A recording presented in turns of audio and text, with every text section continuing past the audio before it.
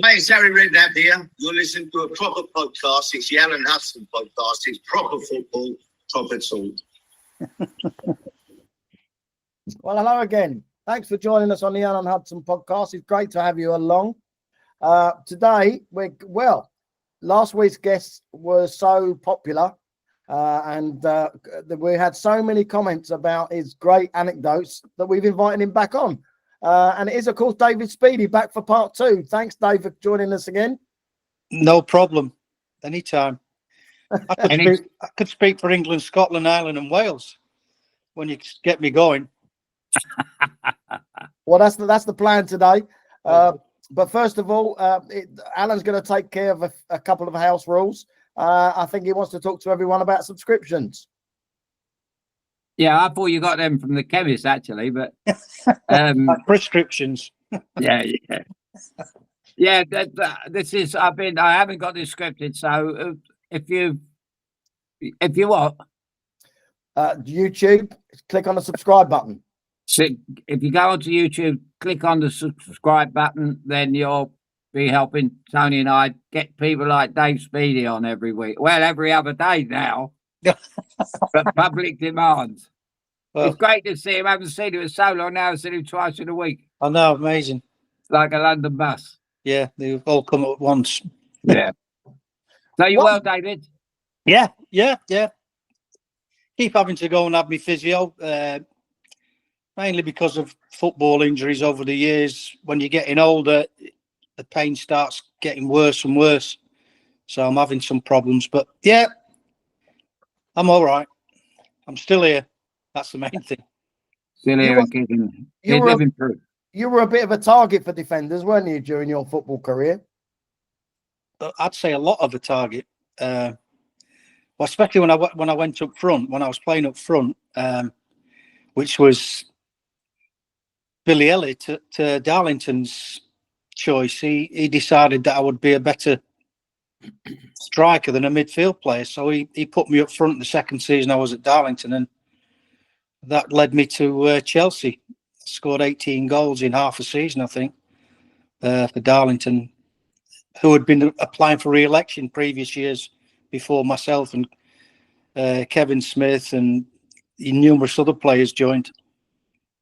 So, it was great. A great 2 years of my career. And what age were you then, Dave? I was 20 when I went to Darlington. I was 17 when I signed for Barnsley.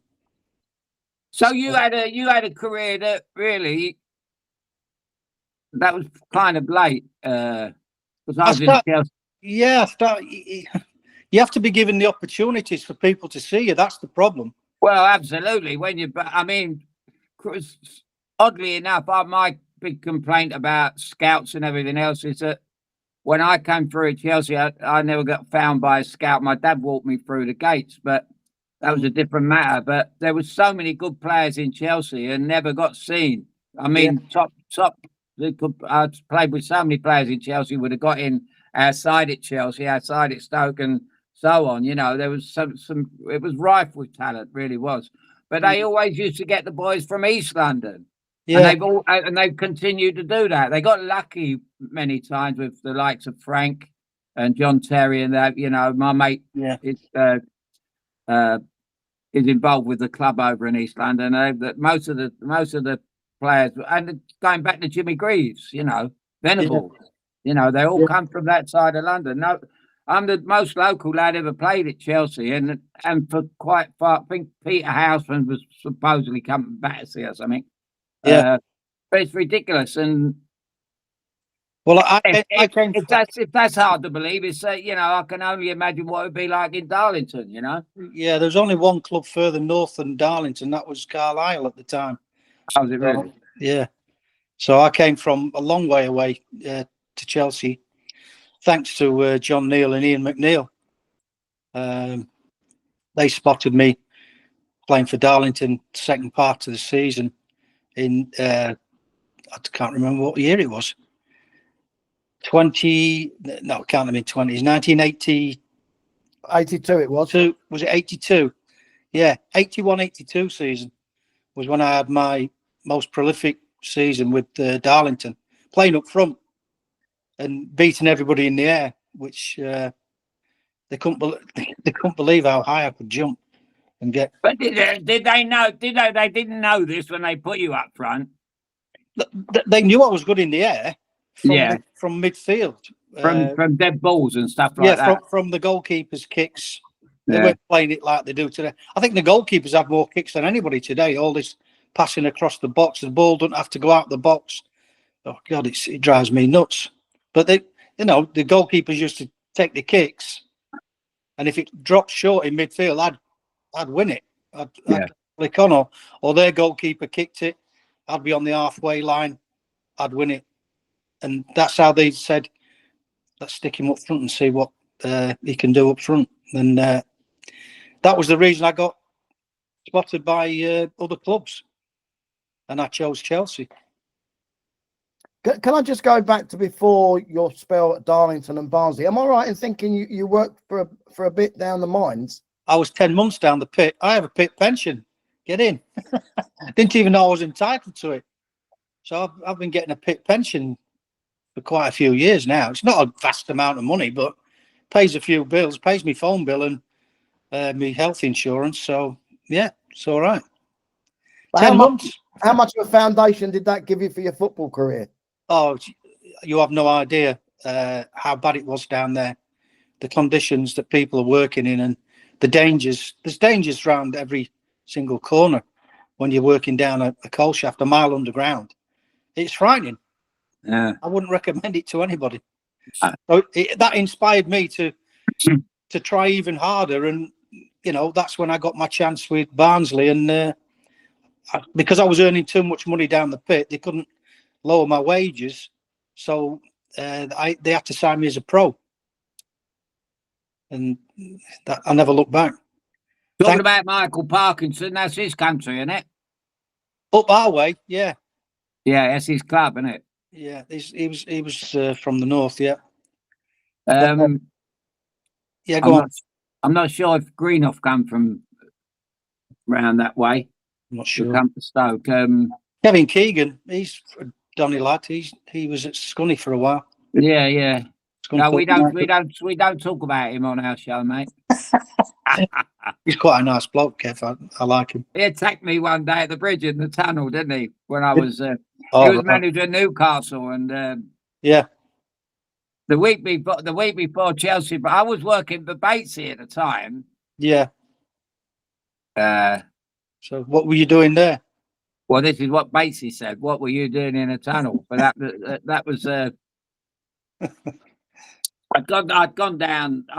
I'll tell you what it was. Someone asked me to get a ball signed from Newcastle, and I phoned him up. I call him, and he was in the Swallow Hotel where they used to stay. I went round to see Joe Raw there one day with Everton, but he said, "Come round now," and I asked him about could I get this ball signed? It was for a charity game. Yeah, no problem. He said, no problem, Al. Just come down, knock on the door, put the ball in and get it after the game. So yeah, I put the ball in for the game, went back upstairs, watched the game. Chelsea beaten, I think, and then they played them 3 days later in the cup up there, Hullet and all them, Tony. Yep. And anyway, because they got beat. Beardsley was sitting there. 2 or 3 others were sitting there, and his right-hand man, who you mentioned on our last show, your last show now. I'm on your show now. I thought Arthur Cox. He was giving him a bollocking, and then all of a sudden Beardsley turned around and looked at me because I knew Beardsley. I played against Beardsley in Seattle. He played for Vancouver. Yeah. So I recognised the kid. He was a great player. Yeah. Really liked him. And he was looking at me, and I looked at him. I went like that kind of thing. Fucking take no notice. Arthur Cox. Well, him telling Beardsley. So, and then all of a sudden Arthur Cox said, as for fucking superstars in our dressing room, he says, take no notice of them, meaning me. Yeah. So I've gone, oh, thank you very much. I've got the ball. And I walked out and I said, nice to see you, lads. All the best with him, and walked out, back to close the door. So I got a phone call on the Monday from Nigel Clark of the Mirror, and he said to me, you had a bit of a bust up with Arthur Cox. I said, no. I said, he was very rude. He was very rude, simple as that. I told him the story. He printed it because they were playing him again on the Wednesday, and he printed a bridge too far. Now they're going up there, blah, blah, blah. Hudson, Blast, Cox, all this fucking rubbish, Yeah. Anyway, I'm there on the, I think they're playing him again on the Saturday. And I was down, what was I doing there again? I was down by the tunnel again, and I was with my friend Malcolm, and I'll never forget, there was all these queues of people watching the Newcastle players get on the bus, and all of a sudden he's clocked me, Keegan, and he's made a rush for me, and he's gone to hit me, and I've started laughing. I mean, you would have nutted him. You would have nutted him. I started laughing anyway, and Terry McDermott was getting on the bus. He says, boss, don't worry about players like him. He says, tell him to put his medals on the table. I went, oh, you're lovely, you are. Yeah. Oh, yeah. Anyone get medals at Liverpool, So that was it. That was my little rush with and then when he went to manager of England, and I was doing a bit of journalistic stuff, and I never forget, the day before the Scotland game, which was his last game, wasn't it? I was at Wembley. I didn't go to the game, but I was in a hotel and done a talk after me and Alan Ball. Yeah. And the day before, I interviewed him, and he said, I can't believe, he said, I've just been in the England dressing room, he says, and I looked around it was scary. So many world-class players. And I thought, what are you talking about, This was another golden generation.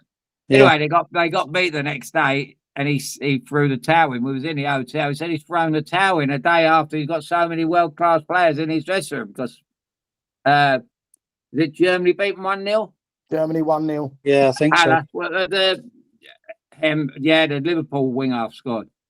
So Dietmar Hamann. Yeah, so he got. I don't really know what to say without, giving. I don't like abusing people on here when they're not allowed to answer back. But it's so that was our little running. But you like Kevin because he's from your neck of the woods, yeah? Yeah, I like Kevin. He Well, you were the same size, weren't you? Yeah. Doncaster Rovers said that he was too small, and he went on to better things. And they said I was too small and went on to better things because I had trials with Doncaster Rovers when I was 15. And they said I was too small, so yeah. Dynamite comes in small packages, mate. That's what I always say. Well, the thing is, in the history of the game, it proves that all the greatest players have been under 5'10". Yeah, going even the modern game with Messi before in Maradona, Yeah. Jimmy Greaves was 5'7", 5'8". All the great players are small. At Man City, the man that made them tick was David Silva, who was the smallest player. They still got two midgets in the team now. Have gone. I think they've gone over the top now. But that was just to get out for clubs, not to sign you, wasn't it? Yeah, that was their excuse back then. Ignorance, pure ignorance. Yeah, well, incompetence. Yeah, well, it's at the end of the day, Dave, it's the people that are judging you and telling you this. What right have they got to say that? I think it was Arthur Stevens at Fulham told me in front of my father. He said, well, he's too small. And my dad said, he's 13. He will grow. Yeah, that's right. He's got the ability. He's got the natural ability. He will grow. And then and against all our dreams in our prefab in Chelsea, in Upstone Road, I've ended up with the bridge. When my dream was to play for Fulham and Johnny Haynes and all that. But anyway.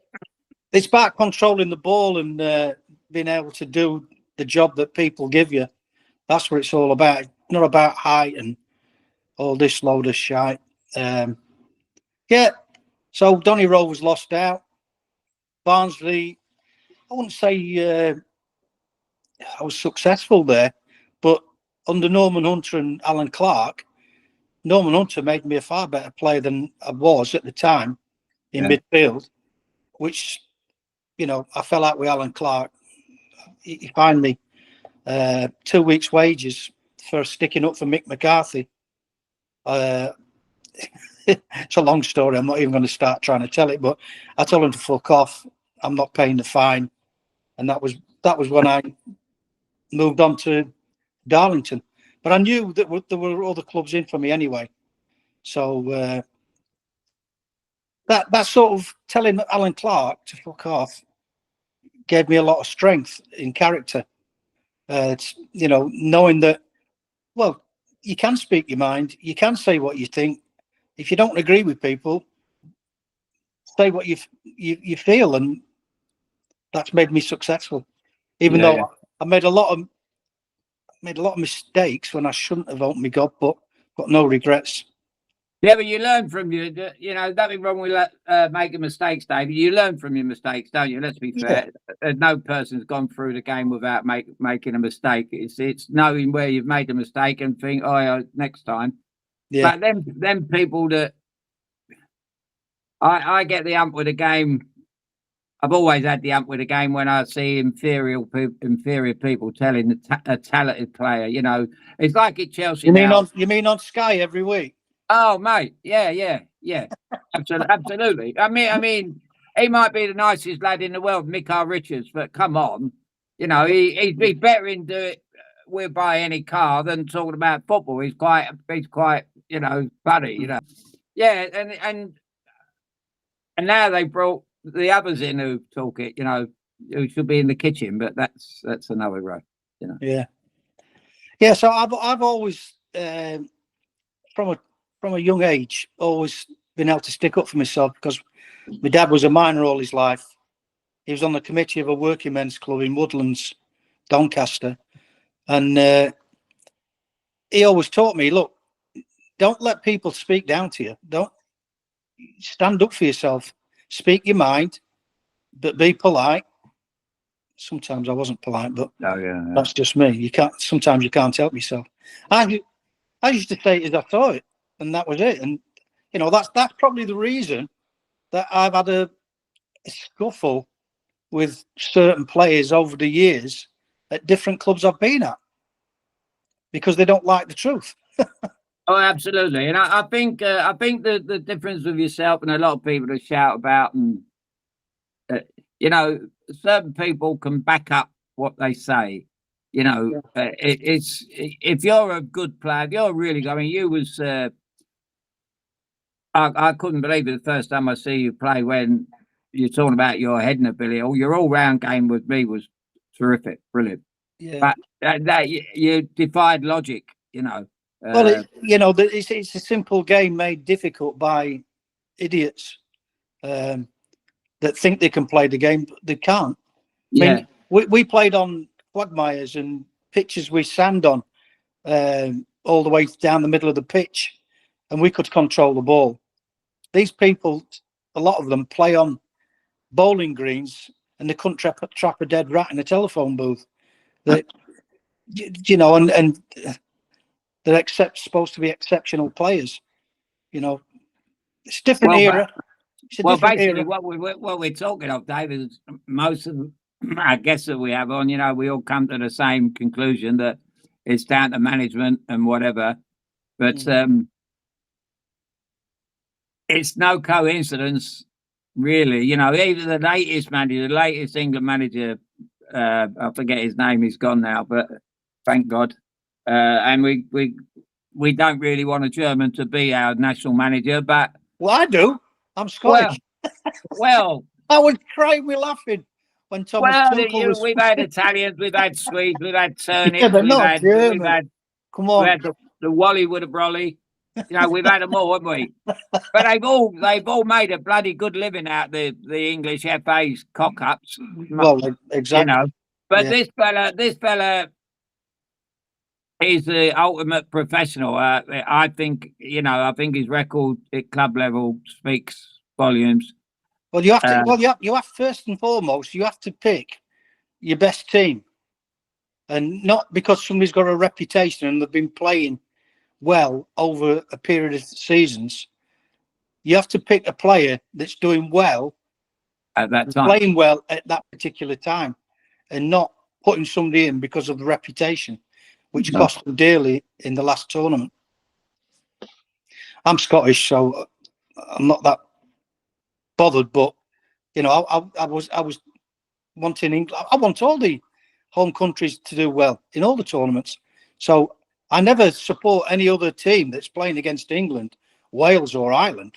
I always support the home countries. Yeah.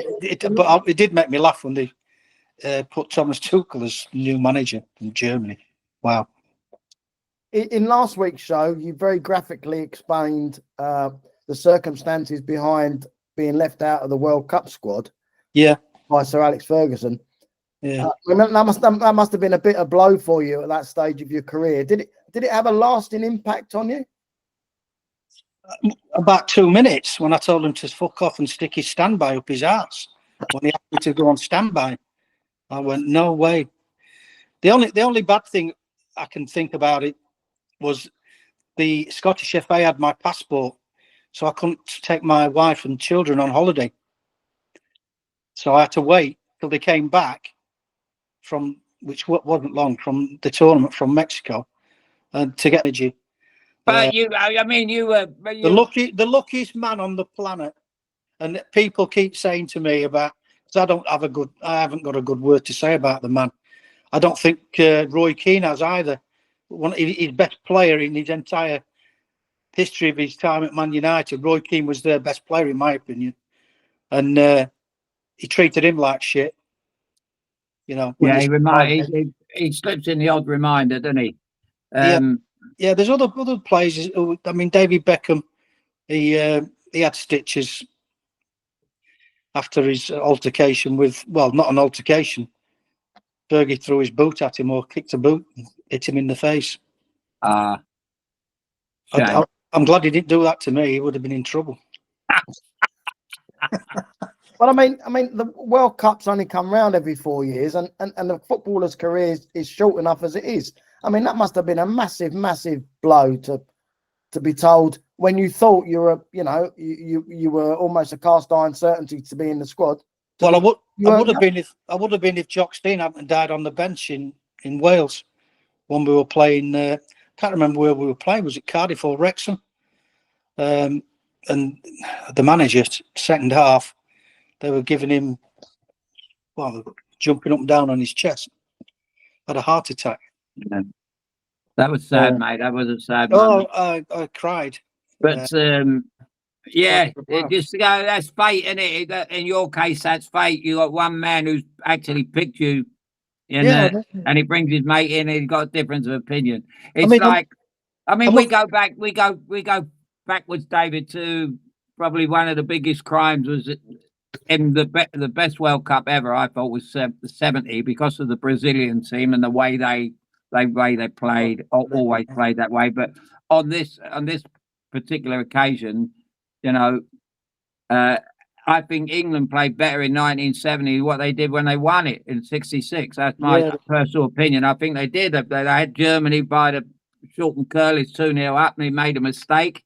Yeah, Ramsey made a mistake, and he made the ultimate mistake when he had Osgood and Astle on the line. And then anyone that knows anything about football would tell you got to put Osgood onto the pitch.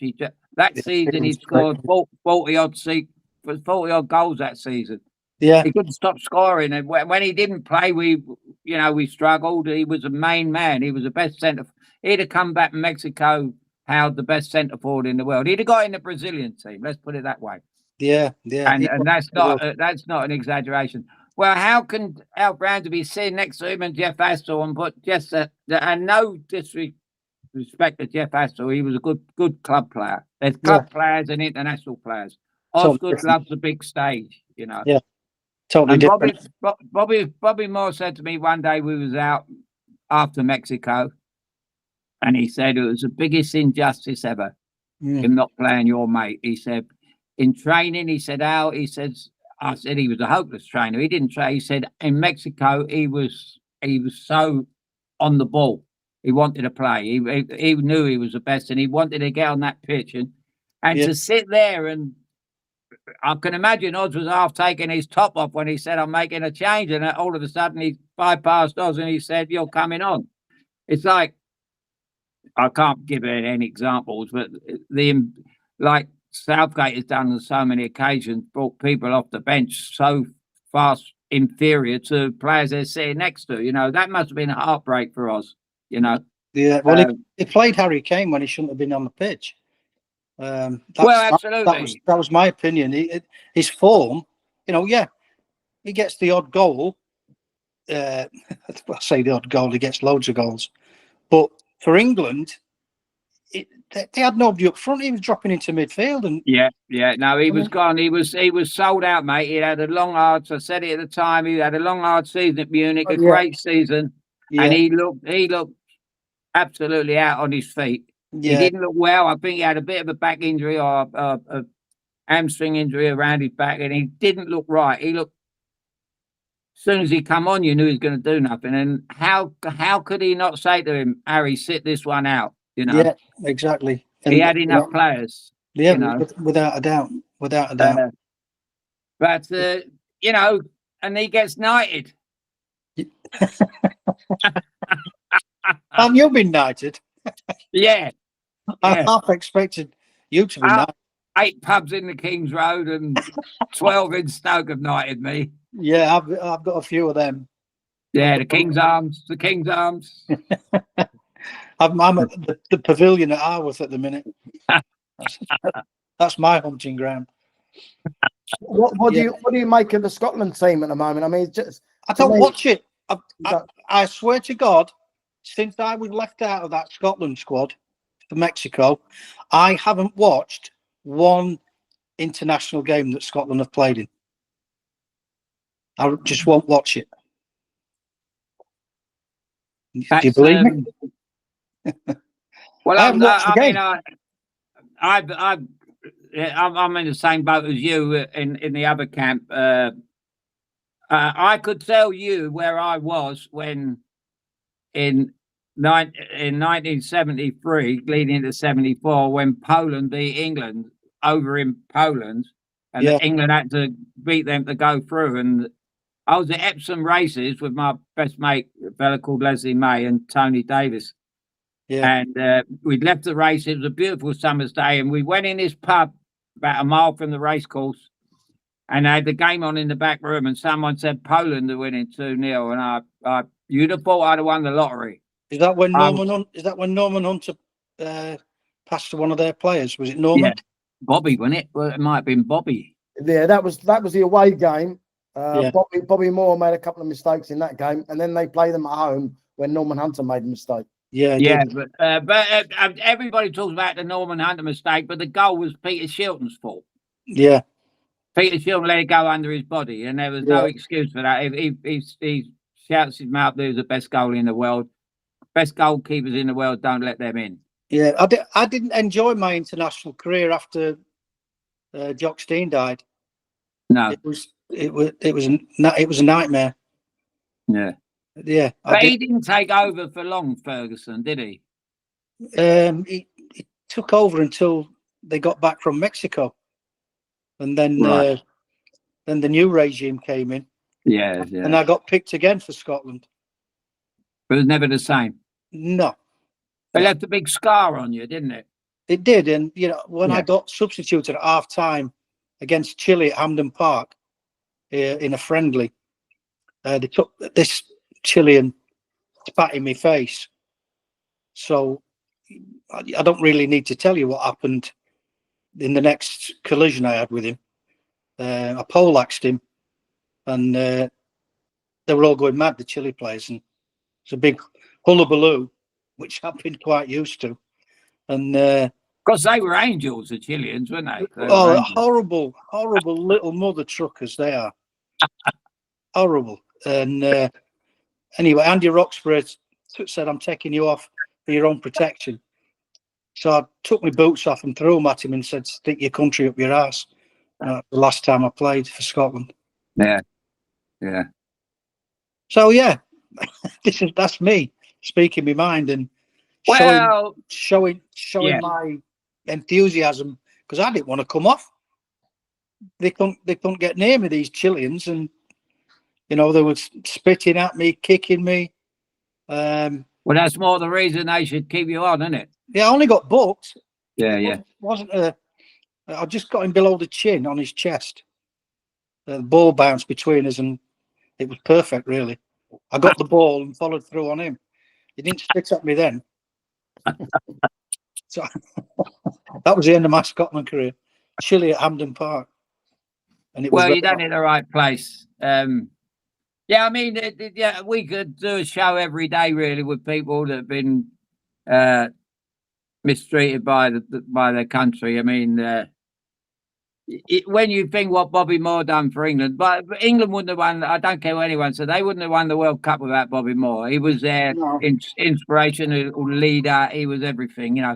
I always remember when Jack Charlton was screaming at he actually said it himself. I was screaming to Bobby to kick the ball into Rose Ed in the last minute when he made the goal for Jeff Hurst. Now, if it hadn't been for Bobby Moore, he wouldn't have been the only man to score a hat trick. If he'd have done what Jack Charlton was shouting to do, and he made 2 or 3 goals and 3 kicks, quick thinking, putting it down, and then gone into Mexico, and he was unbelievable again against the Brazilians. His tackling was superb. He was just the ultimate England captain, and look at the way he got treated. Yeah, Well, he ended up working on Capital Radio on a Tuesday night, freezing cold Tuesday night somewhere up in Cambridge. Disgusting. Yes, disgusting. Yeah. Dave, talking of class players, I mean, is he gone? Is he still there? He'll be back. He's like Arnie. He'll be back. He's saying low power on my phone. Oh, is it? Just let me go on. Okay, you plug it in, Dave. Plug it in. I'm just gonna. I'll get the charger. Yeah, you plug it in. Plug it in. That poor Chilean. I wonder what his name was. The Chilean. We could get him on the show. He might not be able to speak anymore. The tackle was so high. He might have done the old windpipe. Yeah, the old. Get him on there. He can have a translator. Find that Chilean, Dave. He's just below his chin. What I was going to ask you, Dave, I mean, you played for a lot of clubs in your career, and Alan quite rightly was talking about Bobby Moore's greatness as a footballer. Who was the best player you played with in all the clubs that you travelled to in your career? The best player I played with, for me personally, on a one-to-one basis for supplying me, was Gordon Cowans. When I was at Blackburn Rovers. What was special about Gordon Cowans? Well, he used to know where you wanted the ball. He used to say, he'd say to me, "Where do you want it?" I say, "Look, if I'm coming towards you, I want it in over the top. If I'm going away from you, I want it to feet." And every single time, never failed. Mm-hmm. So he was exceptional, even though I only played with him for 1 season. Yeah. He was exceptional. And did you have this kind of? I know I can't remember you too much getting involved in five-a-side. You weren't a five-a-side man, were you? But not with that John Neal team. They didn't play five-a-sides, did they? Yeah, we did. We used to play five-a-sides. That's when Joe McLaughlin had a swing at me. Oh, really? You done him as well? Well, Pat Nevin said he knocked me out, and there was playing 1-2s around me in his book.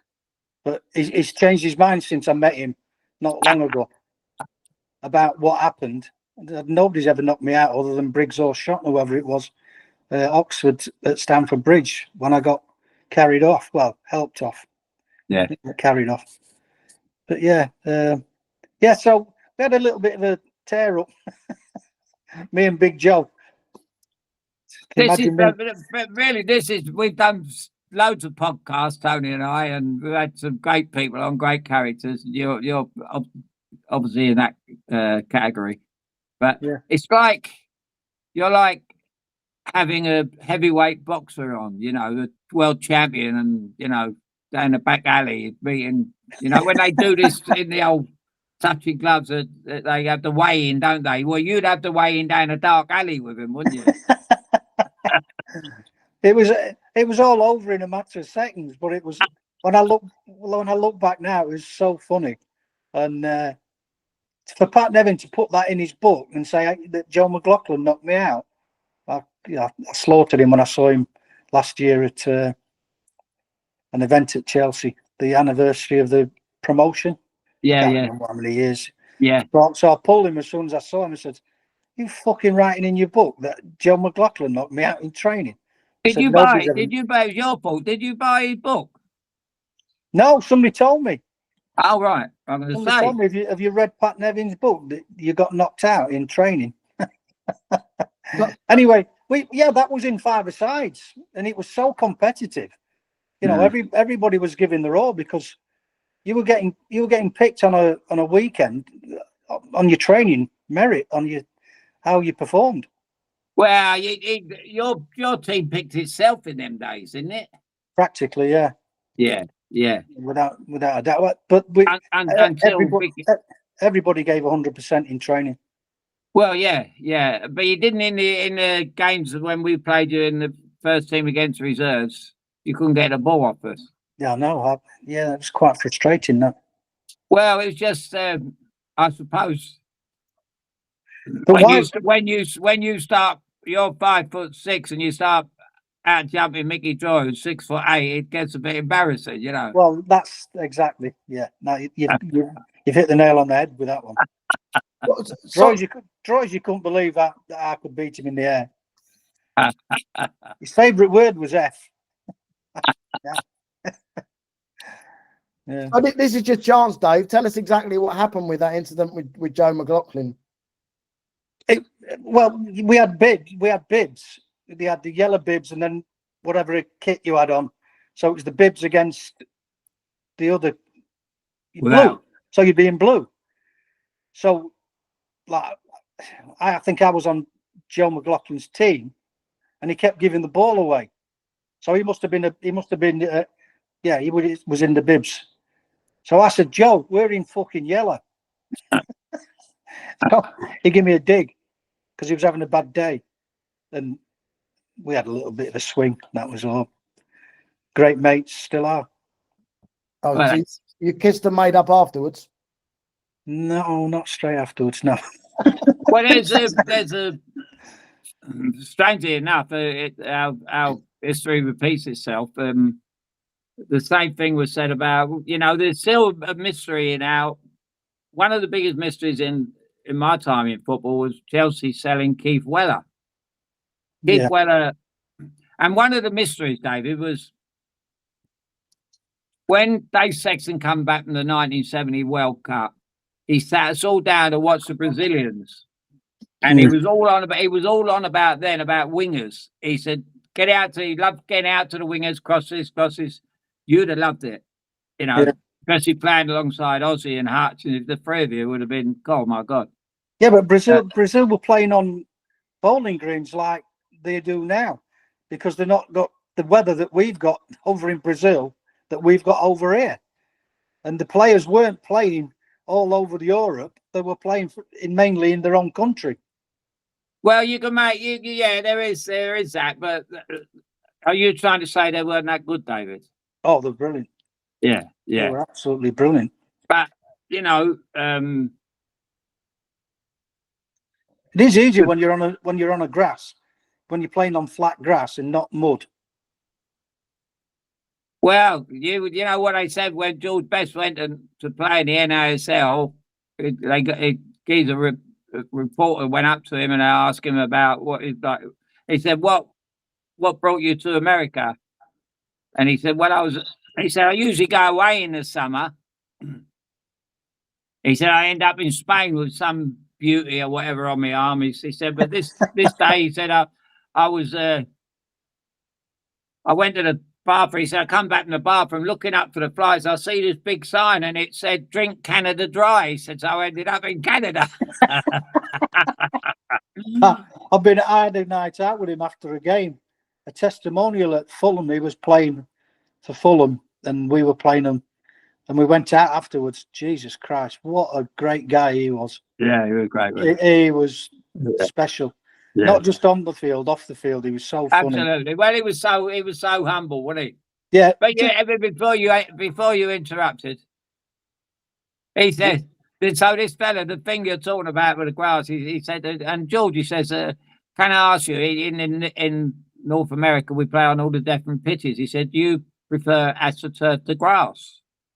He said, to tell the truth, I've never smoked AstroTurf. The geezer didn't know what he was talking about. The geezer really didn't. And that was George when the American, because the American, I mean, in Fleet Street, they'd have gone bang, bang, bang. I like that line. But over there, it was one of them. But no, George was special, wasn't he? I mean, he just a great guy and a great player.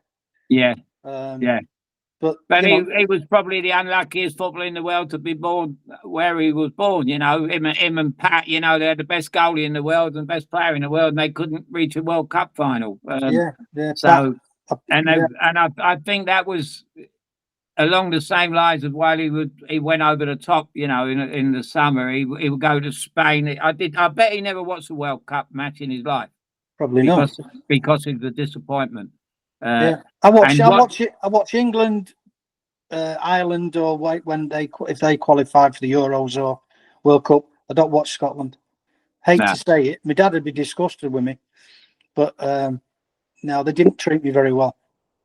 Well, I don't think your dad will be disgusted with you. Your dad never happened to your dad, did it? If it happened to your dad personally, it would have probably been the same way. Yeah, that's the way, you know. But as a kid, Dave, did you have any footballing heroes you wanted to emulate? Oh, I used to go to Leeds. I used to watch Leeds. Billy Bremner and Norman Hunter, Alan Clark, Paul Reaney, Paul Madeley, Jack Charlton, who else? Eddie Gray, legends. Tony Curry. Well, I know Tony very well. I've done a couple of favours for him at Sheffield when Chelsea were playing as his guest on his table in his stand. So yeah, that's about it. Yeah, I mean, it was surprising that he went there, Tony, in the end, but he had to, you know, he'd done his. Yeah, I mean, when you see players like that when you're a kid, a teenager, it inspires you. So that, you know, that's what they did. They inspired me, and to end up being a player with Alan Clark as your manager and Eddie Gray. Norman Hunter as your coach is amazing. When you used to go and watch all the Leeds games. Yeah. Even though my first kit as a kid was a Chelsea kit because they played in blue. So that was what my dad got me for me Christmas present. That was it. That was a hint. There's a hint behind that. Well, yeah, there's something behind that. Must have been. Yeah. But yeah, watching Leeds back in the era, Christ, when I was 10, 11, 12, 13, they were amazing. One of the best sides ever. Them and Chelsea, they had some battles back then. Well, I was at the game at Leeds. I was actually injured. I was 16. I had a bad knee injury, and Doherty put me on dressing room duty. And I used to go to the away games, pick the kit up, the boots, and look after the lads. And I loved it. Yeah. And they got beat 7. I was at Ellen on the bench at Ellen Road when they got beat 7-0. Wow. Oh my God. Yeah. Doherty had just got the sack, Tony. Yeah. Yep. And Ron Sturt was in charge. They got beat 7-0 there. They got beat on the Wednesday. They got beat 5-1 at Newcastle. Yeah. On the following Saturday, they got beat 6-2 at home to Southampton, and Oz scored the best goal of the 8 goals. Yeah. You know, so that was a bad time. The changing of the guard at Chelsea, that was. Yeah, it would be. Yeah. But I don't know. I don't really know how you would have got on with Dave Sexton. That was one of the things I forgot to ask you on your previous encounter with us. Yeah. I think you might have had a bit of fisticuffs with him. Why is that? Well, him and Ozzy were always, you know, shaping up to each other. You know, because it comes from a boxing family, Dave. Yeah. And he fancies himself a bit of a, you know, he was a nice man, he was a lovely man, but he just didn't. I get on. There's not many people that I didn't get on with within the clubs I played for. Southampton are a great club, but I didn't want to go there in the first place. Mm. So I would say that when me, Kerry, Ken Muncow, and whoever else, Perry Digweed, us four joined that summer, it was like them against us. The old regime were protecting themselves, and you could hear them passing comments. And anyway, I ended up losing my rag. Did you have a hit list, Dave? What, in the charts? Who did you lose your rag with at Southampton? Glenn Cockrell to start with. I pinned him up against the wall. I got him round the throat because he made a comment on the team bus. We were going to Jersey on a team bonding trip, and we played Leeds at the Dell, and we drew 0-0, and I missed a sitter. I tried to be smart and clip it over the keeper. I didn't clip it hard enough, and he saved it. So somebody got substituted, and then on the bus going to the airport, I heard Cockrell saying to his minder, Terry Erlock, they should have taken Speedie off. Fucking useless. So I went to get up, and Kerry grabbed me on the team coach. He said, "Leave it. Don't worry. He's an arsehole. Don't worry about it." A good old tell you. Anyway, first person I bumped into after we dropped all his gear off in the hotel room in Jersey, the first person I bumped into was Glenn Cockrell. He started crying. I couldn't believe it. I was laughing my head off. I've never seen anybody cry in that situation. So it's quite funny. Well, I bet, yeah. Can I just go off on a bit of a tangent? Something you said there reminded me of a game that you played for Chelsea, a Milk Cup semi-final, Sunderland at the Bridge. Yeah, when all hell broke loose, and I think Clive Walker was playing for Sunderland. That's right. There were some police horses on the pitch when he scored. Do you remember that game? Yeah, it was very muddy. I think I think I might have got sent off in that game. For a second bookable offence. I'm not sure. I do know there was a bit of an altercation in the players' bar. Did they have a fella up front called West? Yes. Did they? He caused a lot of trouble because I think you made the drop to the biggest bombs. I think he made a comment on Clive Walker, made a comment on the pitch saying, "Do you want to buy any cup final tickets?" So that was that. Red rag to a bull, that was. Yeah. Well, it's not. But he's all right. You know, things like that happen. We had a little square up in the players' bar, but nothing came of it. Droyzy grabbed hold of me and picked me up. I think it was Droyzy anyway. But I mean, that's one of those unforgettable matches. I mean, as I say, police horses on the pitch. There was a lot of violence on the terraces that day as well, wasn't there? Yeah, they got good support, Sunderland. So there was. I didn't really take much notice of what's going on off the pitch, you know, because you're trying to concentrate on what's going off on the pitch. So, but I can't remember the horses on the pitch. I've just got to it. Yeah, you were sent off for a tackle that laid out Sean Elliott, it says here. I wouldn't have said I stopped the ball from going out, and when I hooked the ball back from going out on the touchline, he went down. So I can't see that as being I don't even think it was a foul. I didn't think it was a foul, personally. Remarkable game, though. Yeah, I can't remember much of it. Isn't that the game where they played Dale centre half? Could have done. One of those. Dale Jasper. We did play in that game, yeah. Yeah, they played centre half, which was ridiculous. But again, managers. Injuries. Yeah. But they took the chance. I mean, fair play to Sunderland.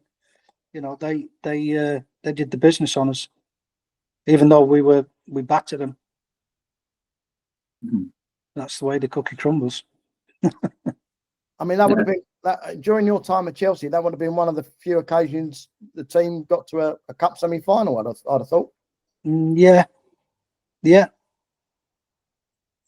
I'd say so. Yeah, we had a few good runs here and there, but seemed to have a hoodoo for the cup games, both the FA Cup and the League Cup. And of course, ex-Chelsea player sticking the knife in your back, Clive Walker scored a couple of goals that day. Yeah, that's when he got the goals. He said, "Do you want to buy any cup final tickets to me?" And I fucking riled me up. I said, "I'll see you in the bar." That's what I said. And did you see him in the bar? You fucking too right, I did. Yes. Rocky. Say no more. Was it? Am I right in thinking there was a bit of an incident between Seb Coe and Steve Cram? Were they in the vicinity that night? Because obviously Steve Cram, Sunderland, Seb Coe's. Yeah, Seb used to be at a lot of games, and he'd be in the players' bar. Leslie Ash, she used to come to a lot of games. She was a mad Chelsea supporter. Yeah. We won't go into that one, David. No, I'm not. No comment. I'm saying nothing. Fuck off! Don't even get me going on that. We'd like to stay on air if possible. I was married. Yes, that's all I'm going to say. Enough said. I was married, so that end of story. Well, you can't believe in 19 leading up to probably your time at Chelsea. Chelsea never had a players' bar. No, you built your own, didn't you? Yeah, under the where the tunnel is, under the stand. Yeah, we had our own bar in there. Yeah, but it was all down to you. It wasn't the club, was it? It was down to the players. Yeah, Mickey Droy mainly, and fair play to him. It was ridiculous. So we never had a players' bar. It was but they were pretty happy with that. The pubs in the King's Road, because we was up there at 5:30. Yeah. But no, you can't believe that. We used to go all over the country, wherever it was great having a players' bar away from home. When you go and see the opposition, whether you liked them or not, Yeah. Well, you can vent your anger on the pitch and then relax after the game. That was my motto. If you want it on the pitch, you're going to get it. If you want it off the pitch, you're going to get it. But if you don't, I'm as calm as can be. Yeah. I'm not a fighter, but nobody pisses on my shoes. Did you ever, when you played at Manchester, did you ever go? Did he still have a club up there, George? No. Where? Bestie in Manchester when you played up there. No. The only time I socialised with Bestie was after that testimonial at Fulham. I can't remember the goalkeeper. It was for the goalkeeper at Fulham at the time. What year was that, Dave? Any time between 82 and 87 when I was there. We played Fulham in a testimonial. I can't remember the goal. It was for the goalkeeper, the Fulham goalkeeper. Was he the Fulham goalkeeper at the time, or had he played Fulham previous? I think he was the goalkeeper at the time, and they'd give him a testimonial. Wouldn't have been Tony Macedo, would it? It could have been, yeah. I was just about to say. It was in the 60s. No. It could have been. It wouldn't have been an elderly Peter Mellor. No. See, that's what the heading of a ball does to you over the years. Well, Tony never headed the ball. You're the same size as Tony.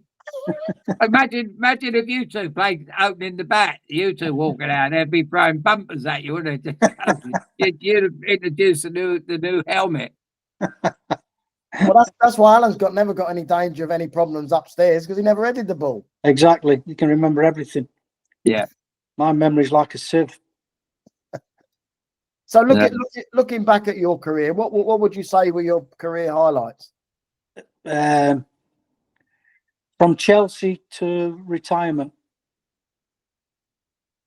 Barnsley was a progression, learning the game through Alan Clark and Norman Hunter, and then from then on in, everything was great. Even at Darlington, I'd say 2 great years. Still have contact with a few of the players. I'm surprised that you're not so complimentary about Liverpool. I was only there 2 minutes. They checked Kenny. I scored on my debut at Old Trafford.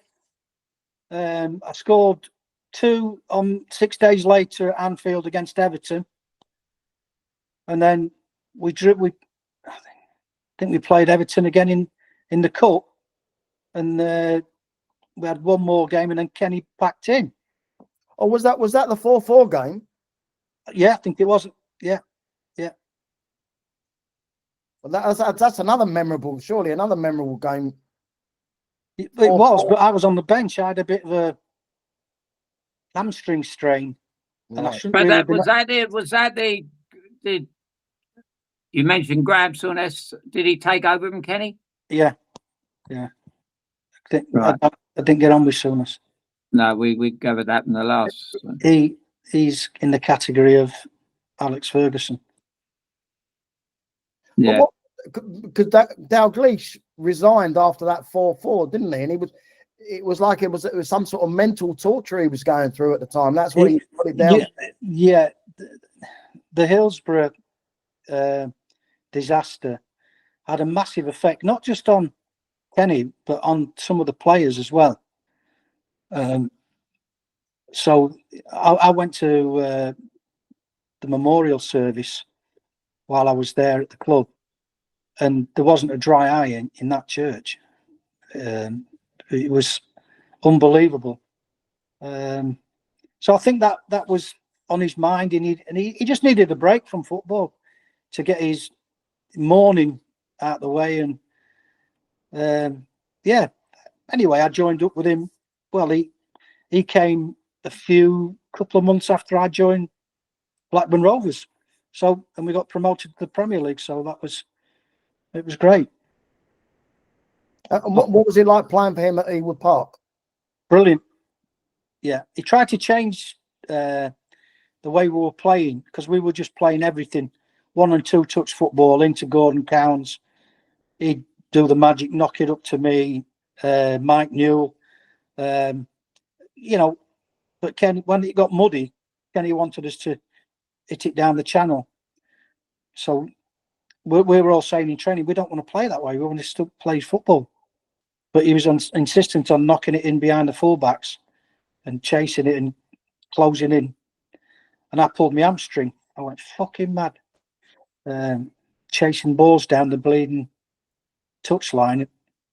And I was out for a few games with a hamstring injury. And came back, and we had a meeting, and all the players said, look, we want to play the way that we played at the start of the season and not just booting it in over the fullbacks. We know it's muddy down the middle, but we want to play the way we played. So we did, and we got into the playoffs. And was Jack Walker fundamental to you going to Blackburn? He was the reason that I went to Blackburn Rovers, and he was the reason I went to Southampton as well. He talked me into going because Alan Shearer was the new, what did he say, the new David Speedie with 10 years less on his back. And, we don't want you to go, but Southampton won't let him come here unless you go the other way. And that's the reason I went. And I had 2 or 3 years left on my contract, and he paid it up. He paid my contract up. So I went for the money. Idiot. So it's not strictly. Well, it turned out the right move, didn't it? Oh, it did for Blackburn. They ended up winning the league. Now, I mean, for you personally as well, because it's I like I hated the fact that I was having to move down to Southampton. Well, yeah, but I was happy that I was teaming up with Kerry Dixon again. So, and they expected everything to be what it was like when me and him played at Chelsea. Well, it would have been if they'd have played to our strengths. Yeah, but it's one of the best players in the country at the time was Matt Letizia, and it was the Matt Letizia show. And that's no disrespect to Matt. He was a great player right throughout his career, but you'd be making runs and you won't get the ball. Now, Gordon Cowans, when he had the ball in midfield, he wouldn't be looking to get a shot in or chip the keeper, or he'd be looking to play his strikers in or his wingers. Whereas Matt would pass it only if you got into trouble. But he was, I can't say anything bad about Matt Letizia because he was a fantastic player and a hero in the eyes of the Southampton supporters. But Southampton was a great club, but it wasn't for me. Yeah. Well, that I think everyone that's ever played the game will have his highs and lows and clubs that suits him well. I mean, in my career, when they said you're going to Stoke, I had no other option. They were fourth from bottom, and I thought, what am I doing here? The governor of my local pub, he said, you've been moaning about Chelsea all this time. Now you're going to a club lower than them in the league. And I went, well, I got no choice. Well, I had to go. And it had nothing to do with money because Chelsea didn't pay me anyway. They reneged on paying me. But that would never be water under the bridge, really. But it just goes to show who they were ran by at the time. I'm sure if Ken Bates had been there at the time, everything would have been done, fair and square. Yeah. Because he didn't. But, you think you're going in out of a good situation into a bad one, and it could turn. I mean, Stoke were going to sign Osgood as well, and I turned around to Oz after he signed for Southampton and said, what were you doing? He said, I really thought you was coming up here for a laugh. He said, because I know you like to laugh and you don't like to go out. They got the best clubs and more pubs than us and all that. When I was, turn it in. I said, I said that I had no choice, Well, it turned out all right for me because I ended up at West Ham with them, Harry Redknapp, and I played there for, I think it was the last 2.5 months of the season, and got promoted automatically to the Premier League. And then I signed for Leicester City and got promoted to the Premier League with them and got injured and I had to back in. Who was in Leicester with you? What players? Oh, Ewan Roberts up front. Steve Walsh, centre-half, Walshy. Yeah, good player.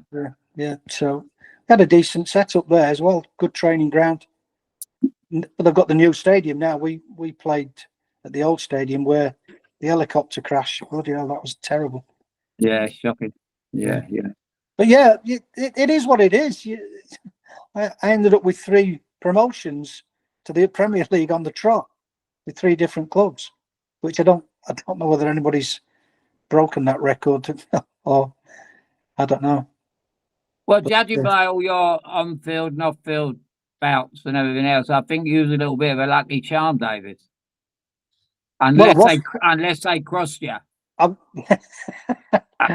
was for the clubs I joined for those 3 seasons.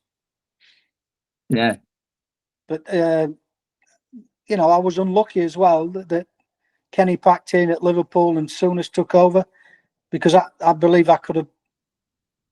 I mean, people comment on the airwaves. I don't read this. I don't see it. But people tell me that I'm the worst Liverpool signing in 50 years. Yeah. Which makes me laugh. Because I scored 6 goals in 9 starts. Yeah. So, take it from there. Should have been 7 in today's game, but the ref, I never got awarded the goal. Would have been a ball deflected off me from Jan Molby and went in over Southall. But it was Jan's shot, so it's his goal. In today's game, it would have been mine. So it would have been a hat-trick. Well, you had a great career, Dave, and you should look back with great pride at what you achieved. I still can't keep up with how many clubs you had. I mean, I know Jack Nicklaus had some, but Christ almighty. Yeah, I was going to say I had more clubs than Jack Nicklaus. But if I didn't know you any better, I'd say you were a journeyman, but you're not. Yeah, you'd have been at I'm Chelsea. loyal. I'm loyal to the hilt, but if people disrespect me and mistreat me, I'm a bit of a rebel. You're like me, Dave. You're loyal to those that are loyal to you. Yeah, exactly. That's how it should be. Yeah, absolutely. Absolutely, mate. Okay, Good Dave. note. Well, listen, thanks Good once note to again. finish on. Thanks once What time you on next week? Because I'm sure you have another public demand, you know. Yeah. Oh well, you know where I am. Well, let me know. I said to you last show, let me know when you're down. I will do, pal. Yeah, and we'll get together. Get your. I'm down in Esher on the 28th of February, doing a Q&A with Kerry and Pat Nevin. Well, maybe we can both go down to that one, Al. Yeah. It's on the airways. I think it's sold out now. Is it? Oh, you can get us a couple of tickets, can't you? That can be arranged. Well, I don't know why me and you don't do a show. Well, whatever. Well, you've got to get the people to organise it. That's the thing. We could all get someone else in with us because we got the good, the bad, and we get someone ugly. Mickey Troy. God, is he still alive, Droys? Yeah. Well, I like Mick. Yeah, me and Mick. Man, I loved him when we first got him from Slough, mate. He used to stay with me. Me and Georgie Mason. Yeah. He was a giant, but he was so mellow. His temperament was unbelievable. Yeah, for a big man. Yeah. Yeah, he was. He was a giant, and I beat him in the air anyway, so he can't have been that big. All right, Dave. Well, listen, we won't keep you any longer. It's been another great podcast full of great stories, and we'll definitely do a part 3 someday. Yeah. Okay, no problem, Tom. Well, make it sooner rather than later, Dave. Don't because I'm getting used to you. It's up to you, mate, not me. You haven't threatened me at all in 2 shows. Never will do, mate. Don't worry about that. Take care of yourself, and then we'll get together. I'll try and fix a show up for me and you. All right, pal. No problem. All right, get you a few quid in because you didn't have enough moves to earn any money. No, well, the ex-wife got all that. Oh dear, sorry, I mentioned that. Yeah, she got the inside of the 3 houses. I got the outside. 50-50 split. All right, Dave. Good luck, mate. All the best, pal. Lovely to see you. Cheers, guys. Bye-bye. Keep in touch. Will do. Cheers, mate.